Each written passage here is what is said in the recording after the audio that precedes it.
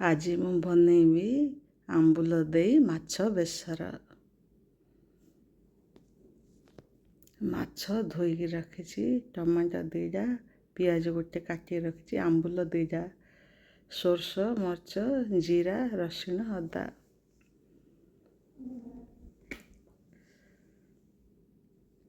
ମାଛକୁ ହଳଦୀ ଲୁଣ ଗୋଳେଇକିରି 10 ମିନିଟ୍ ପାଇଁ ରଖିଦେବା। ଟିକେ ସୋରିଷ ତେଲ ପକାଇଦେବା, ମାଛର ଟିକେ ଆଇଁଷିଆପଣ ଲାଗିବନି।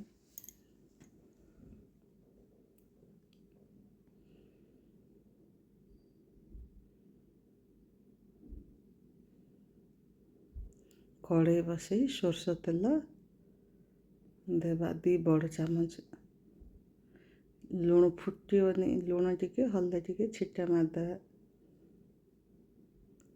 ମାଛ ଯାକ ବେଶୀ ଭାଜିବାନି, କଡ଼କ କରି ଟିକେ ସନ୍ତୁଳିକି ବାହାର କରିଦେବା।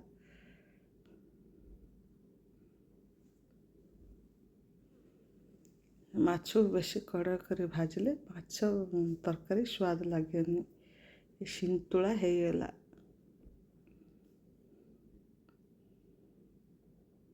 ବାହାର କରିଦେବା। ତା ତେଲ ଥିଲା, ଆଉ ଟିକେ ତେଲ ଦେଇ ସୋରିଷ ଜିରା ଫୁଟେଇବା।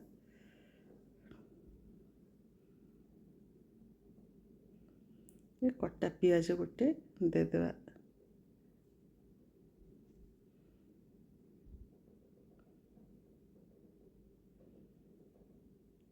ପିଆଜଟା ଭଲ ଭାଜି ହେଇଗଲା। କାଟିକି ରଖିଥିବା ଟମାଟୋ ଦେଇଦେବା। ଟମାଟୋ 2ଟା କଞ୍ଚା ମରିଚ କାଟିକି ରଖିଥିଲି ଦେଇଦେବା। ଟମାଟୋ ପିଆଜ ଭଲ ସିଝିବା ପାଇଁ ସେଥିରେ ଲୁଣ ହଳଦୀ ଦେଇଦେବା।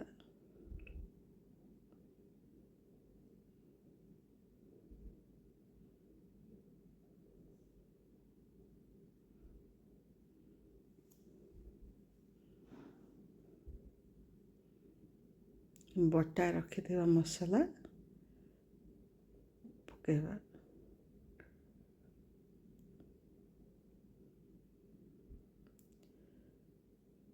ବଟା ମସଲା ପକାଇକିରି ଭାଜିବା, ବେଶୀ ଭାଜିବା ନାହିଁ। ସୋରିଷଟା ଦିଆହେଇଛି ତ ପିତା ଲାଗିବ। ଟିକେ ତାର କଞ୍ଚାପଣ ମରିଗଲେ ସେଥିରେ ଚିକେନ୍ ମସଲା ଟିକେ ଦେବା।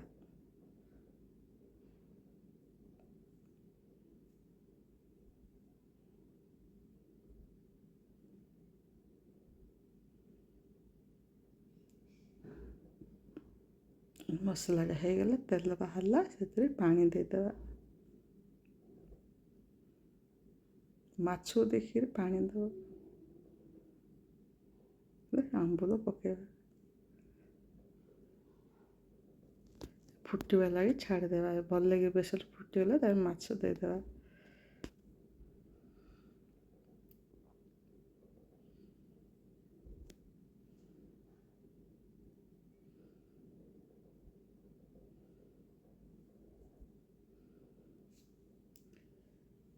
ମାଛ ବେସର ଆମ୍ବୁଲ ଦେଇ ପୁରା ରେଡ଼ି ହେଇଗଲା।